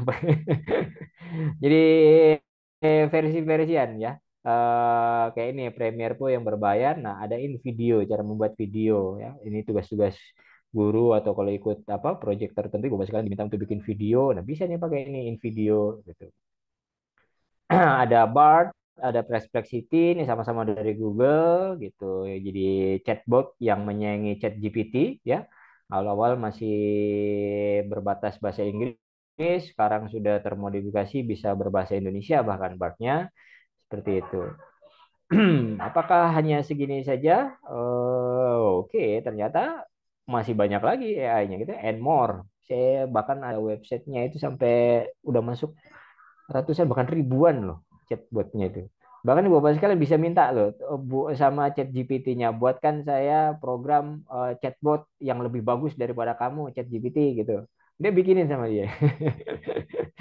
Ya, ya begitulah kemudahan ya, kemudahan. Jadi sama-sama kalau kita nanti ada concern, ada ketertarikan bisa apa namanya ulak-ulik akan ketemu kira-kira mau pakai yang mana nih. Yang nggak harus semuanya dikuasai, cukup beberapa saja sesuai dengan kebutuhan kita. Kalau untuk chatbot yang sangat membantu dalam pembelajaran, setidaknya saya bisa mereferensikan ada antara ChatGPT dan Bard ya. Kalau mau tahu ada yang muncul berikutnya adalah Cloud 2 ya. sekarang udah berkembang juga. Ini prompt, ada istilah prompt. Prompt itu adalah instruksi yang kita mintakan AI untuk melakukan sesuatu. Jadi ChatGPT itu promptnya itu maksimal 24.000 kata. Kalau GPT-4 berarti yang berbayar nih. Ya, kalau Google Bard yang gratisannya sampai 800 kata. Ini maksudnya apa? Kalau seandainya Bapak sekalian punya artikel atau punya PDF gitu ya, materinya mau di di resume gitu atau dibuatkan pertanyaan dari materi itu, bisa tinggal kopas saja taruh di situ sebagai prompt untuk kemudian buatkan 10 soal atau berapa soal dari teks ini gitu. Nah, semakin banyak prompt length-nya, otomatis akan lebih memudahkan bagi kita untuk mengaksesnya. Nah, sayangnya di ChatGPT itu informasinya berbatas sampai tahun 2021 ya. Claude ataupun Bard itu update gitu. Kabar baiknya untuk versi yang terbaru tanggal 1 Oktober kemarin, ChatGPT sebenarnya sudah update Ibu-Bapak sekalian.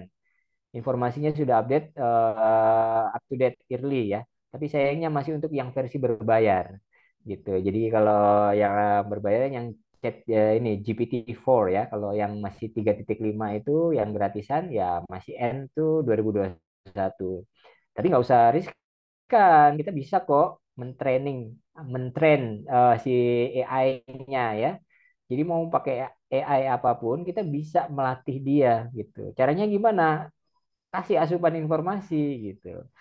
Jadi GPT-4 ya terbatas sampai 2021. Sementara kita ingin membuat pertanyaan atau membuat diskusi tentang kurikulum merdeka mungkin ya. Kurikulum merdeka 2021 belum, masih awal-awal ya. Nah, bisa jadi dia belum tahu tentang kurikulum merdeka. Nggak apa-apa, kita asupin aja, kita kasih aja informasi tentang kurikulum merdeka. Tentang apa nih? Tentang modul ajar. Ya, materi yang ada di PDF tentang modul ajar itu suruh si chat GPT-nya itu untuk pelajarin materi ini gitu kan. Nah, baru kemudian kita minta apa, buatkan soal, kita minta buatkan apa slide untuk presentasi juga boleh gitu. Dokumen uploadnya hanya satu dokumen saja. Beberapa yang berbayar sudah bisa beberapa dokumen. Ini maksudnya apa? Jadi di AI itu untuk beberapa platform yang berbayar itu dia bisa mengcombine beberapa file PDF. Jadi kalau ada file PDF 1, 2, dan 3, kita bisa minta sama AI-nya untuk apa? Untuk menganalisis dari ketiga ini mana yang paling bagus, dari ketiga ini bikin rangkuman gitu. Kita bisa memintakan seperti itu. Nah, untuk yang gratis-gratis ya ini masih single-single ya. Ya, GPT-4 berbayar, Bard dari Google ini free ya. Nah, worldwide. Nah, sayangnya Claude itu hanya bisa diakses di UK dan US ya, United Kingdom dan United States. Kalau Bard, ya ini karena dia punyanya Google, otomatis dia banyak dibantu sama Google ini, dibantu ya mendapatkan support dari Google lah ya, informasi dan juga akses seperti itu. Voice typing juga seperti itu, dan semuanya sekarang sudah bisa di mobile app ya, walaupun Google Bard di sini tulisannya belum, sudah bisa sekarang. Jadi Bapak sekalian bisa mengakses Google Bard di di smartphone masing-masing gitu ya. Kalau kenapa saya rekomendasikan ini ya, ini yang paling mudah bagi saya untuk mengaksesnya ya. Ada Perplexity tapi kurang begitu ini bagi saya. Jadi kalau Ibu Bapak sekalian senang dengan yang versi storytelling atau bahasanya itu udah kayak manusia banget, boleh gunakan ChatGPT. Nah, tapi kalau yang Bard dia lebih ke akademik gitu ya, karena dia juga kita bisa mintakan rujukan atau citasi itu di Google Bard kita bisa mintakan. Tapi kalau di ChatGPT sering-sering ngaco dia, gitu suka bohong atau suka ngasal gitu. Hati-hati kalau menggunakan ChatGPT. Tapi saya suka di ChatGPT itu apa? Storytellingnya ya, cara dia menggunakan kalimat susunannya, bahkan kita bisa minta buatkan saya susunan paragraf ataupun cerita gitu ya, seperti dengan tulisan saya. Jadi ibu bapak sekalian bisa pastekan gaya tulisan ibu bapak sekalian untuk kemudian dia minta pelajarin gaya tulisan saya. Nah, sekarang ada materi ini, buatkan tulisan dengan menggunakan gaya tulisan seperti tulisan saya gitu. Itu menariknya di AI itu. Kita akan banyak terkaget-kaget, terkagum-kagum. Maka sayang kalau kemudian kita tidak mengikuti perkembangan zaman ini. Nah, ini dia nih. Berikutnya saya perkenalkan, please welcome Kan Migo. Ya, Ibu Bapak sekalian, ada ini yang lagi jadi darlingnya AI belakangan ini setelah kemunculan ChatGPT di akhir tahun lalu itu. Ada Kan Migo yang sedang kita tunggu-tunggu ya. Karena apa? Sedang kita tunggu-tunggu karena saat ini baru bisa diakses di Amerika saja, US only ya. Ini buatan dari Salkhan atau Khan Academy. Menarik karena dia menjawab kebutuhan kita sebagai guru. Jadi beberapa guru atau dosen yang sempat melarang ChatGPT untuk pembelajaran itu kan karena apa? Semuanya bisa dijawab sama ChatGPT gitu. Pertanyaan soal dan lain sebagainya bisa dijawab. Nah, di Khanmigo dia punya fitur yang kemudian kalau itu diakses oleh siswa atau murid, maka posisi AI-nya atau Khanmigo-nya ini berposisi sebagai tutor. Dia tidak ngasih jawaban, tapi memberikan apresiasi, memberikan guidance, memberikan masukan gitu kan. Tulisan kamu kurang begini nih, coba tambahin seperti itu gitu kan. Jawaban kamu kayaknya melupakan rumus yang ini deh gitu. Dan itu sangat familiar. Saya ngelihat apa namanya simulasinya itu menarik sekali. Kalau ibu bapak sekalian tertarik, boleh sambil cek-cek hunting lagi tentang Hanmigo ini. Ini kalau akhirnya bisa worldwide gitu ya, semua bisa mengakses sampai ke Indonesia, saya sangat menyarankan itu kemudian siswa-siswa kita dalam pembelajarannya itu menggunakan Hanmigo ini, gitu ya. Jadi tidak untuk mencontek tugas, tapi menjadi tutor pribadi, juga menjadi konselornya gitu. Ada tugas tentang apa? Nah, Hanmigo nanti akan berposisi sebagai tutornya, mendampingi. Itu tidak memberikan jawabannya. Jadi kayak saya punya proyek kayak begini nih, satu proyek saya kayak gini nih. Coba kurangnya apa? Sama dia nanti dikasih tahu. Kamu kurangnya kayak gini. Coba tambahin ini gitu. Jadi salah benar-benar ngobrol sama tutor pribadi. Syukur-syukur kalau gratis kan ya.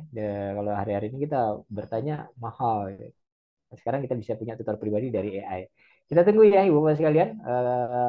Kan Migo, semoga ini masih dalam proses pengembangan. Kenapa masih ada di Amerika saja? Karena masih dalam proses pengembangan.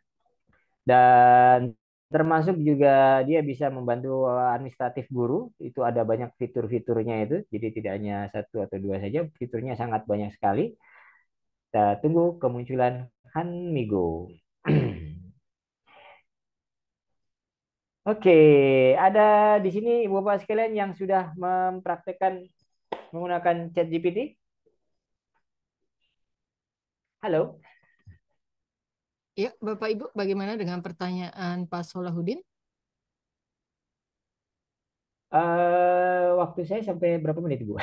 Sampai jam setengah 4, Pak. Tapi kalau misalkan nanti ada yang tidak bertanya, ya boleh lebih cepat. Oke, sampai setengah 4 ya. Iya, Jadi Ibu Bapak sekalian, saya asumsikan ya, karena ini sepertinya jaringan kurang support. Jadi maksudnya setengah 5, Pak. saya, Iya, oh setengah 5, bukan iya, jam. Oke, ah, sekarang udah jam 4 kan, iya berarti jam 4. setengah jam lagi. Iya, Oke, setengah jam. Jadi gini Ibu Bapak sekalian, saya asumsikan Ibu Bapak sekalian hari-hari ini sudah menggunakan ChatGPT ya atau menggunakan Google Bard lah, boleh dan seterusnya. Jadi biar efektif, hal yang perlu diperhatikan Ibu Bapak sekalian dalam menggunakan chatbot adalah pemanfaatan ataupun penggunaan prompt-nya ya, instruksi terhadap AI-nya. Ini yang kadang-kala kita sering lupakan. Jadi ada kaidahnya itu atau ada gagiumnya itu good prompt, good output. Jadi semakin bagus promptnya, maka outputnya semakin bagus juga gitu. Jadi semakin spesifik promptnya, instruksinya, maka hasilnya juga akan semakin bagus. Jadi kalau ketemu dengan chatbot, jangan langsung mau langsung nanya aja gitu kan. Buatkan saya apa namanya? Buatkan saya resep dodol gitu kan rasa durian gitu gitu apa namanya terlalu dasar yang seperti itu ya akan lebih bagus kalau kemudian kita punya rumusnya kita punya apa ya chipsetnya lah atau apa ya punya strateginya dalam memanfaatkan AI ini ada beberapa rumusan dalam pemanfaatan chatbot yang ibu bapak sekalian boleh gunakan sehingga nanti hasilnya semakin lebih bagus lagi ya. Jadi rumusannya yang pertama jangan lupakan ini ya. Pertama instruksinya harus jelas. terus kemudian buatkan konteksnya, dan beri dia input data, terus kemudian outputnya harus jelas juga. Nah, nanti boleh ini saya share di materinya ya untuk dipelajarin karena ini juga berbahasa Inggris. Jadi nanti akan lebih bagus kalau dipelajari satu persatu. Oh, yang maksud instruksi itu apa sih gitu kan. Buatkan 12 bulan konten kreasi konten gitu kan. Seterusnya. Konteksnya apa nih? Saya adalah seorang ini. Input datanya apa? Target audiensnya adalah 1, 2, 3. Produknya yang akan saya jual harusnya seperti ini gitu. Outputnya apa? Nah, ini karyanya harus dalam bentuk seperti apa. Nah, ini apa namanya? Struktur yang Ibu Bapak sekalian bisa gunakan rumusan dalam membuat chatbot gitu ya. Atau menggunakan strategi yang lain. Nah, ini declare the rule. Rule-nya minta chatbot apa AI-nya itu menjadi apa? You are a world renowned copywriter with 10 successful. Wah, kamu adalah seorang copywriter terbesar, 10 besar gitu kan. Bisa aja. Bombastis juga boleh. Kamu adalah guru berprestasi tingkat internasional gitu kan. Nah, berikutnya apa? State the main task gitu. Tunjukkan tugas kamu adalah, nah, seperti itu. State the complete task gitu kan. Nah, disampaikan. Jadi itu bisa menyelesaikan tugas itu. Langkah-langkahnya adalah 1, 2, 3, dan 4. Ini bisa cocok untuk kalau ibu bapak sekalian minta dia untuk membuat modul ajar. Kamu adalah pengajar IPS kelas sekian-sekian gitu kan ya. Tugas kamu adalah membuat modul ajar. Langkah-langkahnya di modul ajar itu harus ada 1, 2, 3, dan 4 gitu ya. Pertanyaan pemantik, terus kemudian tujuan pembelajaran dan sebagainya. Sebutin aja di situ. Define the goal gitu kan. Nah, kemudian hasilnya harus seperti apa? Pastikan modul ajarnya itu dalam skenario pembelajarannya itu adalah skenario pembelajaran yang menarik, skenario pembelajaran yang menyenangkan, skenario pembelajaran yang memberi ruang diferensiasi proses mungkin. Apa ditentukan aja define the goal-nya dia. Define constraint. Nah, ini constraint ini lebih detail lagi. Sajikan dalam bentuk tabel gitu kan. Sajikan apa namanya? Pembatasan-pembatasan lebih detail lagi. Jadi constraint-nya harus lebih detail lagi, outputnya nanti mau seperti apa. Ini seperti itu. Terus ada rumus yang lain sama hampir sama ya. Introduction dulu, kenalan dulu AI-nya mau dijadiin apa, tugasnya apa, contohnya. Nah, dikasih limitation gitu. Terus kemudian desired style. Desired style sama kayak tadi ya. Constraint tadi tuh. Endingnya, outputnya nanti bentuknya seperti apa. Buatkan dalam bentuk tabel, buatkan dalam bentuk paragraf, buatkan dalam bentuk apa gitu. Seperti itu. Nah, kalau mau yang sederhana, bisa menggunakan RTF ini ya, Role Task Format. Ini yang paling sederhana. Pastikan prompt-nya itu ada role-nya. Content Writer, Sales Manager, atau apa. Terus kemudian tesnya apa. Tugasnya dia diminta apa. Kamu ada seorang Content Writer. Buat blog post gitu. Formatnya dalam bentuk tes bisa. Materinya tentang apa juga boleh disebut sebagai constraint-nya gitu. Jadi itu Ibu Bapak sekalian, sedikit tips dari saya untuk memanfaatkan AI. Jadi skenario ini bisa kita gunakan baik dari perencanaan pembelajaran sampai dengan pada saat pelaksanaan pembelajaran. Anak-anak pun boleh dikasih tahu tentang prompt ini atau set ini ya. Jadi framework promptingnya atau ya rumus dalam membuat prompt ini juga boleh dikasih tahu anak-anak biar mereka lebih efektif juga dalam menyelesaikan tugas-tugasnya atau dalam berkreasi, berinovasi. Sementara dari saya sepertinya seperti itu. Mohon maaf jika sajian videonya tadi kurang maksimal.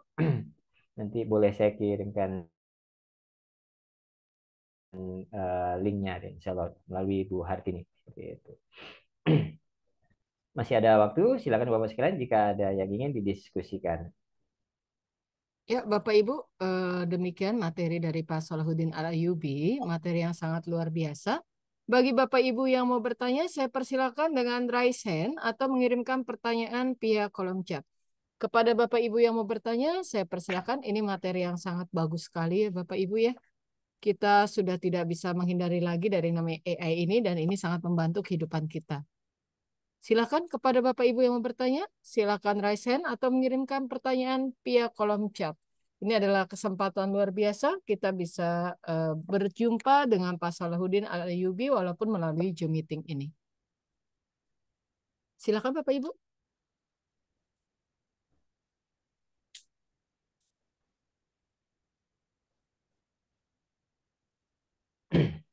Ya, mungkin yang paling sering kita gunakan itu chat GPT ya, Pak ya.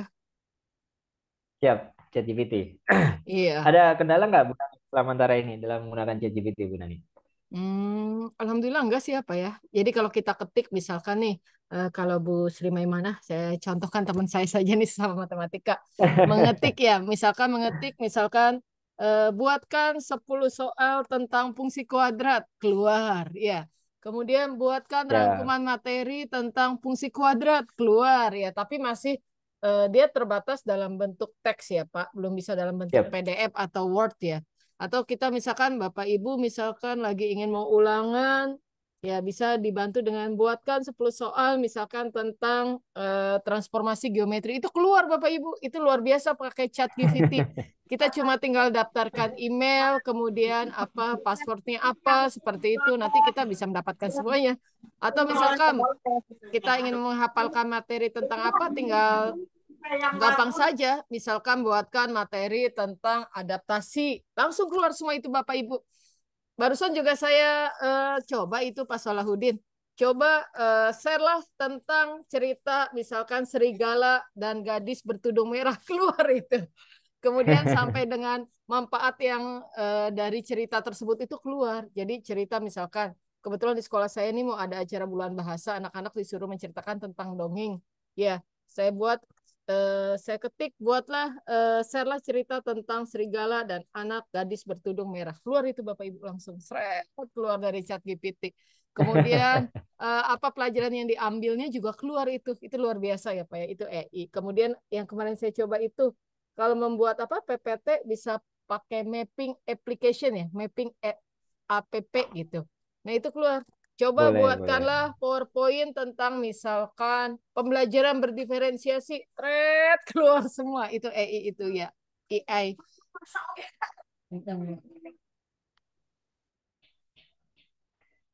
Siap. Betul. Jadi itu kalau kita lihat dari si negatifnya seolah-olah anak-anak jadi malas gitu ya. Tapi saya kembali mengilustrasikan begini. Kayak kita dulu masih ingat nggak waktu kecil atau masih SD gitu, guru apa namanya meminta semuanya tulis tangan, padahal sudah ada mesin ketik gitu ya. Nggak boleh pakai mesin ketik, apalagi ketika muncul komputer ya, zaman kuliah nggak boleh tulis mesin komputer gitu. Harus pakai mesin ketik. Dan itulah ibu bapak sekalian, teknologi selalu berkembang ya selama kita bisa memanfaatkan itu untuk kemudian membuat perilaku ataupun apa namanya karya kita itu menjadi lebih efektif lagi, ya kenapa tidak gitu loh. Jadi sekarang sudah eranya AI kok. Anak-anak kok nggak boleh pakai ChatGPT, padahal mereka dalam kehidupan sehari-hari bisa memakai itu. Ya udah kita ajarin aja sekalian. Terus nanti anak-anak jadi malas Pak, jadi ini dan lain sebagainya. Nah, challenge-nya, tantangannya yang kemudian harus diangkat. Kan tadi dalam penelitiannya itu meningkatkan daya kritis. Nah, itu yang kemudian harus kita challenge anak-anak. Membuat soal atau membuat prompt di AI itu bukan perkara mudah. Ya kalau sekedar buatkan 10 soal IPS kelas 8 ya terlalu mudah itu. Nanti bisa jadi jawabannya akan terlalu bias. Tapi kalau seandainya itu chat GPT-nya itu detail, kemudian apa promnya itu detail, sehingga apa hasilnya pun juga akan apa namanya hasilnya juga akan qualified, itu tentunya akan menjadi kemampuan bagi anak tersendiri untuk kemudian dia bisa apa namanya untuk kemudian dia bisa menerapkan itu dalam kehidupan sehari-hari. Ini saya coba share screen pengalaman waktu kemarin apa namanya melakukan asesmen sumatif ya. Di asesmen sumatif saya kebetulan mengajar kelas 7. Saya mencoba menerapkan tadi struktur dalam membuat promnya. Jadi, kamu adalah pendidik profesional Kemendikbudristek gitu. Nah, ini kasih role-nya dulu. Kamu adalah pendidik profesional gitu. Mengajar mata pelajaran IPS fase D, kurikulum merdeka. Dan ini sebelumnya dia sudah saya ajarkan, sudah saya kasih materi-materi tentang apa itu kurikulum merdeka, soal HOT, soal apa namanya, soal-soal yang memantik gaya kritis itu sudah saya ajarkan si AI-nya ini. Kemudian saya masuk ke yang sininya gitu ya. Tema yang diajarkan adalah keluarga awal kehidupan, subtema 5 gitu kan. Dan ini sudah saya pecah-pecah nih. Pada awal-awalnya saya masukkan semuanya ya Bapak sekalian. Kalau di awal itu semua subtema saya masukkan. Sehingganya akhirnya apa? Biasnya terlalu tinggi. Nah, ini semua subtema yang akan saya keluarkan di sumatif, tema pertama ini. Oh, biasnya terlalu tinggi nih. Saya kurang puas kalau kayak gini gitu kan. Akhirnya saya pecah-pecah untuk sekali instruksi menjadi 2 subtema saja. Dan setiap subtemanya itu, nah saya mintakan apa kisi-kisinya. Tuh, nggak apa-apa kita minta aja kisi-kisinya. Buatkan kisi-kisinya. Tuh, kan ada instruksinya ya, memahami, mengidentifikasi, menilai. Jadi satu subtema saya minta 3, padahal yang mau saya ambil 2. Jadi satu bisa buat cadangan gitu. Kalau kita kan bisa milih-milih jadinya. Jadi jangan kemudian pasah bongkahan kopas semua-muanya juga gitu. Kita bisa milih-milih mana yang udah cocok baru kita ambil, kita pindahkan gitu. Tidak hanya sekedar subtemanya, Ibu Bapak sekalian, dia bikinin soal, kemudian kita minta juga jawabannya, dan tidak sampai di situ juga penjelasannya sekalian. Ini nanti akan pasti kita butuhkan ketika nanti melakukan refleksi bersama dengan anak-anak. Asesmen kemarin gitu kan, kamu jawabnya kurang apa gitu. Sebelum belum buat soal, gitu, buatkan terlebih dahulu kisi-kisinya sesuai dengan kaidah yang berlaku. Ya, disajikan instrumen penilaian lengkap dengan teknik hasil akhirnya kalau seperti itu. Jadi nggak apa-apa, mumpung gratis gitu ya. Kalau kayak gini kan bisa ya. Kalau sama orang profesional kita harus bayar berapa gitu. Ya. Jadi itu Bapak sekalian, semakin detail promnya, otomatis hasilnya juga akan semakin bagus. Tinggal kemudian kita bisa pilih-pilih. Untuk satu subtema kita mau buat 2 soal, yang apa kita minta dia 3, 4, atau 5. Saya biasanya standarnya gitu, kalau saya butuh 2, ya saya buatnya 5 atau 7. Nanti saya pilih-pilih mana nih. Oh, yang saya ambil adalah soal nomor 2 dan nomor 3. Berarti subtema yang ini dan subtema yang ini gitu. Ini akan mempermudah kita dalam melakukan kegiatan atau tugas-tugas administratif. Bahkan sampai dimintakan penjelasannya ini. Ini pastinya akan memudahkan kita kan kalau seandainya anak nanti ada yang kok jawabannya itu Bu. Nah, ini ada jawabannya nih gitu. Penjelasannya, seterusnya. Jadi itu Ibu Bapak sekalian pentingnya memanfaatkan apa namanya rumus dalam membuat prom ya, hasilnya biar lebih detail, lebih valid dan tidak terlalu bias gitu. Sementara seperti itu, monggo kalau ada yang mau mendiskusikan lagi. Mungkin nanti kami bisa minta soft copy materinya ya Pak Solahuddin ya. Mungkin nanti bisa diberikan ke Bu Boleh, Hartini ya. Oke. saya share ke Bu Hartini. Kalau link Canva-nya sebenarnya sudah di Bu Hartini nih. Untuk backup saya kalau seandainya saya Oke, error. siap. Tapi kalau untuk yang PDF-nya, sebentar saya share ke Bu Hartini. Boleh. Untuk Sekalian link promnya video tadi ya ya, Pak ya. boleh disimpan, dikembangkan. Oh, yang video ya, boleh. Nanti yang video itu kebetulan kemarin itu tugas pada saat pembatik sama Bu Hartini juga, pembatik juga ya. Boleh sambil saya share ke Bu Hartini kalau ada yang mau didiskusikan lagi Bapak sekalian. Silakan Bapak Ibu yang mau bertanya. Jadi AI itu sangat bermanfaat sekali ya Pak ya dalam kehidupannya ya. Sangat membantu jikalau digunakan dengan tepat ya. Mungkin Bu Cucun atau Bu Sri Maimana mau bertanya kepada Pak Solahuddin. Ini yang on cam ya dari tadi luar biasa untuk Bu Cucun. Mic-nya belum ini Bu Cucun. Belum on mic-nya. Masih ke off mic-nya Bu Cucun. Coba saya bantu on cam. Mic-nya belum Bu Cucun ya? Di sini sudah on ya? Belum terdengar Bu Cucun?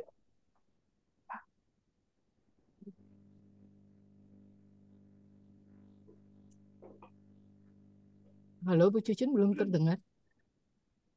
Coba headsetnya mungkin. Ini pakai headset Ibu ya? Bisa jadi ada trouble di headsetnya. Iya, atau headsetnya mungkin dicabut kali ya. Biasanya kalau headsetnya dicabut malah bisa. Belum di set. Nah, mulai terdengar sedikit Bu Cucun suaranya.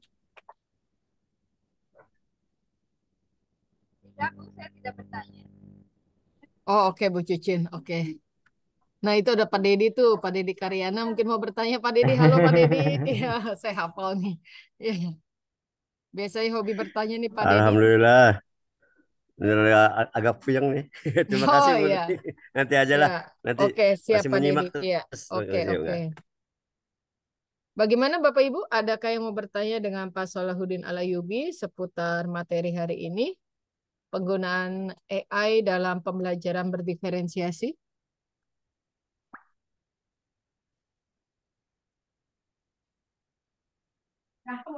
Nah, itu ada pertanyaan Pak. Saya pernah mencoba meminta pembuatan soal bilangan, tapi yang keluar bukan angka-angka solusinya. Saya pernah mencoba minta pembuatan soal bilangan, tapi yang keluar bukan angka-angka. Oh, iya, kalau ChatGPT kurang tahu ya, untuk rumus-rumus ataupun untuk kode-kode tertentu apakah dia sudah support atau belum ya. Bahkan untuk beberapa fitur juga dia masih terbatas. Kalau saran dari saya sih bisa menggunakan AI yang support untuk bilangan-bilangan matematik gitu ya. Waktu itu sempat merekomendasikan juga ke guru matematika saya ini, saya jadi lupa ini. Dan insya Allah kapan waktu boleh hunting saja AI untuk pembelajaran matematika. Jadi nanti rumus-rumus ataupun apapun itu insya Allah akan lebih support gitu ya dibanding menggunakan ChatGPT. Karena ChatGPT lebih ke storytellingnya aja sih. Jadi kalau angka-angka agak atau rumus-rumus ya, apalagi kalau yang rumus matematik dia belum tentu ada gitu. Sementara itu yang bisa saya sampaikan. Mungkin bisa Boleh dari kalimat hunting-hunting gitu. permintaannya ya Pak ya. Dari kalimat permintaan di chat GPT-nya tulis saja gini, buatkan 10 soal misalkan tentang materi bilangan kelas 7 SMP. Nah, biasanya itu keluar, buatkan Nah, 10 soal gitu. Nah, itu keluar. Cuma yang mungkin perlu ditanyakan kembali ini maksudnya apa ini pembuatan soal bilangan? Apakah itu rumusnya yang nggak muncul nah atau ya bisa atau ini? soalnya yang nggak muncul ya. Ya, jadi kan kalau apa namanya yang berversi berbayar itu bisa membaca gambar ya. Jadi beberapa itu diakalinya dengan mengupload gambar untuk kemudian akhirnya ChatGPT-nya atau AI-nya itu dia bisa memahami daripada gambar itu. Jadi kalau seandainya nggak ada rumusnya itu yang versi yang berbayar seperti itu. Jadi ngakalinya dengan versi bergambar. Bahkan saya kebetulan suka dengan ya belajar dasar-dasar programming pun saya pakai ChatGPT kok Ibu Bapak sekalian. Jadi saya minta buatin program gitu sama dia bikinin program.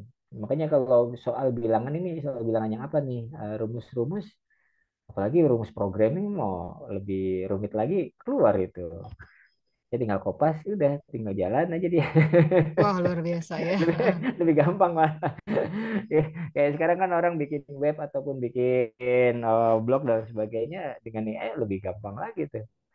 Tinggal bikinin program ini nanti tinggal dikopas saja kode-kodenya itu udah lebih mudah. Makanya kalau soal bilangan yang seperti apa gitu. Seberapa rumit rumusnya sehingga kok nggak bisa diakses gitu. Lebih bagus kalau penanganan prosesnya open mic nih kemudian kita diskusi gitu. Monggo. Silakan Bapak Ibu, bagi Bapak Ibu yang mau bertanya, saya persilahkan. Kesempatan yang luar biasa ada Pak Salahuddin Al-Ayyubi, SEIMPD di tengah-tengah kita. Saya tadi coba Pak, kalau memang simbol matematika itu dia agak berubah. Kalau kuadrat dia jadi tanda kutip seperti itu kalau pakai chat GPT. Bagaimana Bapak Ibu, ada yang mau bertanya lagi dengan Pak Salahuddin Al-Ayyubi?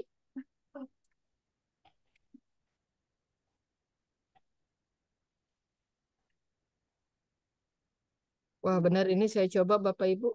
Ya, bahasa pemrograman aja diberikan oleh ini ChatGPT. Coba buatkan website pribadi, dia keluar langsung ya. Bapak Ibu, saya hitung sampai 10 ya. Jikalau tidak ada yang bertanya, maka kegiatan pelatihan kita hari ini tentang praktik baik pembelajaran interaktif akan saya tutup. Saya hitung Bapak Ibu sampai 10. 1, 2, 3, 4, 5, 6, 7, 8, 9, 10. Sepertinya tidak ada lagi yang bertanya. Pak Salahuddin Alayubi. Mungkin ada closing Alhamdulillah. statement dari Pak Salahuddin Alayubi untuk kegiatan kita pada hari ini. Baik Ibu Nuni dan Ibu Bapak sekalian, ini kesempatan yang sangat berharga ya. Saya berharap banyak sharing, banyak diskusi, sehingga juga tidak sekedar memberi, saya juga bisa mendapatkan dari Bapak sekalian ya. Tapi memang kondisinya beberapa mungkin masih dalam proses tugas, di jalan atau bahkan masih di kelas seperti itu, tidak masalah.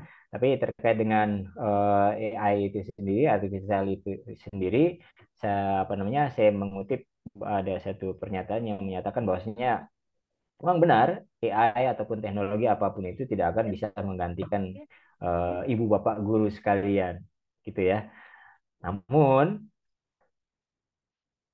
kalau ibu bapak sekalian tidak menggunakan AI ataupun teknologi, bisa jadi ibu bapak sekalian suatu saat akan digantikan oleh orang-orang yang menggunakan AI atau teknologi.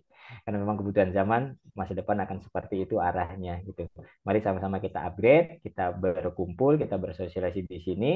Tidak lain dan tidak bukan adalah demi pelayanan tugas kita sebagai seorang guru, memberikan pelayanan pembelajaran yang menyenangkan, inovatif kepada peserta didik kita. Semoga satu saat kita bisa bertemu lagi, sharing lebih intens lagi. Dan mohon maaf jika banyak kekurangan. Assalamualaikum warahmatullahi wabarakatuh. Waalaikumsalam warahmatullahi wabarakatuh. Terima kasih. Waalaikumsalam warahmatullahi wabarakatuh. Terima kasih sebesar-besarnya kami ucapkan kepada Bapak Salahuddin Al-Ayyubi, SEI, MPD, atas materinya yang luar biasa. Baik Bapak Ibu, sebelum kegiatan kita akhiri, kiranya Bapak Ibu berkenan untuk on cam, saya akan mengadakan sesi foto bersama dimulai dari slide ke-1. Slide ke-1, kiranya Bapak Ibu berkenan untuk membuka kameranya. Saya hitung sampai 3, 1, 2, 3.